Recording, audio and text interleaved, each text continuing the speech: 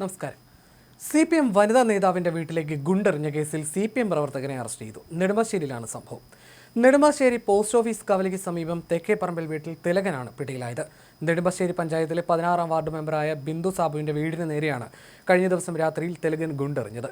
തദ്ദേശ തെരഞ്ഞെടുപ്പുമായി ബന്ധപ്പെട്ട തർക്കങ്ങളാണ് സംഭവത്തിന് പിന്നിലെന്നാണ് വിവരം. തദ്ദേശ സ്വയംഭരണ സ്ഥാപനങ്ങളിലെ വോട്ടെണ്ണൽ നടക്കുന്നതിൻ്റെ തലേ ദിവസമായിരുന്നു സംഭവം. രാത്രി ഏകദേശം 9 മണിയോടെയാണ് ബിന്ദു സാബുവിൻ്റെ വീടിന് നേർക്ക് തിലകൻ ഗുണ്ട് എടുത്തെറിഞ്ഞത്.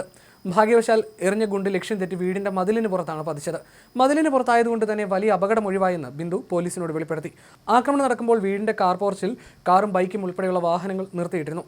ഗുണ്ട് വീടിന് സമീപത്തോ കാർ പോർച്ചിലോ ആയിരുന്നു വീണിരുന്നതെങ്കിൽ വലിയ നാശനഷ്ടങ്ങളും ജീവഹാനിയും വരെ സംഭവിക്കുമായിരുന്നുവെന്നും ബിന്ദു പറഞ്ഞു. വാർഡിൽ LDF സ്ഥാനാർത്ഥിയെ പരാജയപ്പെടുത്താൻ ബിന്ദു ബോധപൂർവ്വം ശ്രമിച്ചു എന്നാരോപിച്ചാണ് തിലകൻ ആക്രമണം നടത്തിയതെന്നാണ് പോലീസ് നൽകുന്ന പ്രാഥമിക വിവരം. നിലവിൽ മെമ്പറായിരുന്ന ബിന്ദു സാബുവിന് ഇക്കുറി പാർട്ടി സീറ്റ് നൽകിയിരുന്നില്ല. ഈ വാർഡിൽ കോൺഗ്രസ് സ്ഥാനാർത്ഥി ജയിക്കുകയും ചെയ്തു.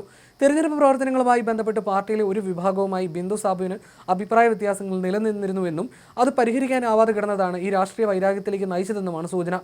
സംഭവത്തെ തുടർന്ന് ബിന്ദു ഉടൻ തന്നെ നെടുമ്പാശ്ശേരി പോലീസ് സ്റ്റേഷനിലെത്തി പരാതി നൽകിയിരുന്നു.